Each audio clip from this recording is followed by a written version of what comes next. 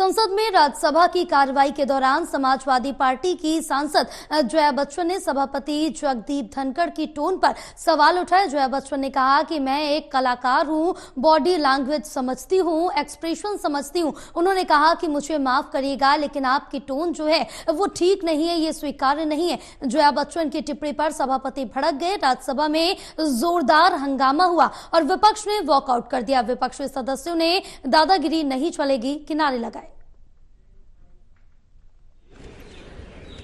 कहा जाता है चेयर से, ठीक है, वो चेयर पे बैठे हैं, अलाउड है। अगर वो चेयर से बाहर हैं तो वो भी आम एमपी की तरह हैं, वो हमारे अन्नदाता तो है नहीं। I objected to the tone used by the chair. We are not school children. We are all, and some of us are senior citizens. I was upset with the tone, and especially when LOP stood up to speak, he had switched off the mic. How can you do this? ये तो परंपरा के खिलाफ है. You have to allow the leader. Who is going to protect us? The leader of opposition. We are all together in opposition. If you are not going to allow him to speak, if he is not going to be heard in the house, then what are we doing? And on top of that, I mean, every time using words which are unparliamentary, which I don't want to say in front of all of you. You are a nuisance, बुद्धिहीन, ये सब शब्द जो है treasury bench वाले भी बोलते हैं। हाँ, ये he said you may be celebrity, I don't care. I'm not asking him to care. I'm saying I am a member of parliament. This is my fifth term. I know what I'm saying. Nobody has ever spoken the way it's being done nowadays in parliament. What is the problem? And so disrespectful to women. You're talking about promoting women? I need an apology. I need an apology for saying I don't care. He has to care. He's on the chair. He has to care. अरे हमारे LOP जो हमको कहेंगे हम वही करेंगे. We are all together. हम independent decision नहीं लेंगे. जो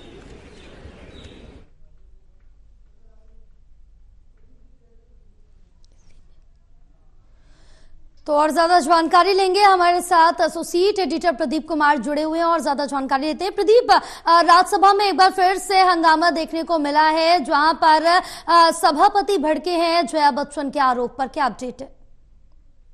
देखिए, बिल्कुल एक बड़ा मामला सामने आया है राज्यसभा में कार्रवाई के दौरान। और जैसे ही जया बच्चन का पूरा नाम पुकारा गया, जया अमिताभ बच्चन, जो कि कागजों में वही नाम दर्ज है, इसके बाद भड़की हैं जया बच्चन और उन्होंने सीधे तौर पर चेयर पर सवाल उठा दिए, उनकी मंशा पर सवाल उठा दिए। और उसके बाद पलटवार में जगदीप धनखड़ ने भी यहाँ पर जोरदार यहाँ पर जवाब दिया इसका। तो ये एक नया टकराव बन गया है, क्योंकि जिस तरीके से यहाँ पर जया बच्चन ने कहा कि वो कलाकार हैं और एक बॉडी लैंग्वेज समझती हैं, एक्सप्रेशन समझती हैं, साथ ही उन्होंने कहा आपकी जो टोन थी वो ठीक नहीं है, ये स्वीकार्य नहीं है।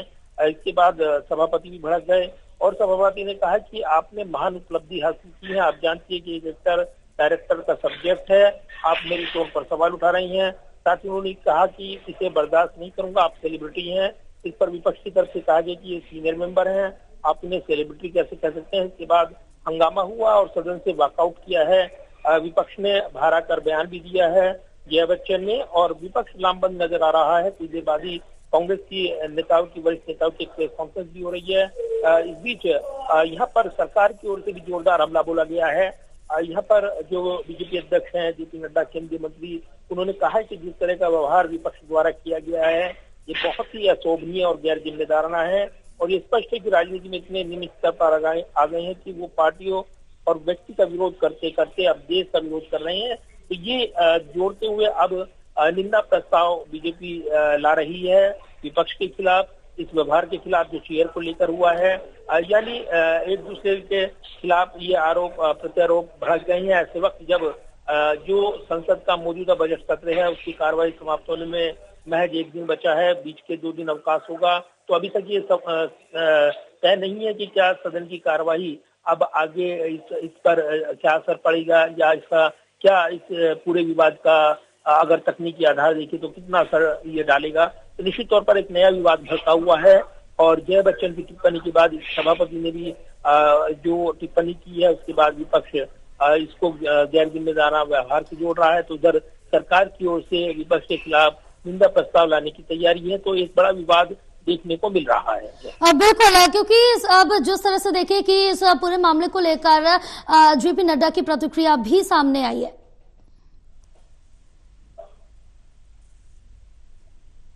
देखिए बिल्कुल, और जेपी नड्डा ने भी ये बयान दिया है। जिस तरीके से पूरा घटनाक्रम हुआ उसके बाद उन्होंने ये बयान दिया है और सीधे तौर पर विपक्ष पर निशाना साधा है उन्होंने। इसके अलावा भी अन्य केंद्रीय मंत्रियों ने बयान दिया है। उसमें शिवराज सिंह चौहान ने भी सदन में अपनी बात रखी और विपक्ष के व्यवहार को लेकर उसकी निंदा की। और जिस तरीके से विपक्ष ने यहाँ पर चेयर पर निशाना साधा है उसके बाद सरकार उनके बचाव में आ गई है और विपक्ष के व्यवहार को अशोभनीय बताते हुए, गैर जिम्मेदाराना बताते हुए यहाँ पर निंदा प्रस्ताव लाने की तैयारी में सरकार है। तो अभी बैठक भी हुई है बीजेपी अध्यक्ष जेपी नड्डा और गृह मंत्री अमित शाह के बीच और कहीं न कहीं आगे सदन को लेकर रणनीति बनाई जाए और जिस तरीके से विपक्ष ने चेयर पर निशाना साधा है उसका जवाब दिया जाए। इसीलिए निंदा प्रस्ताव लाने की तैयारी अब यहाँ पर सरकार की ओर से की जा रही है। बिल्कुल, क्योंकि जेपी नड्डा की तरफ से भी साफ तौर से कहा गया कि यहाँ पर सभी जगदीप धनखड़ के साथ खड़े हुए हैं और विपक्ष को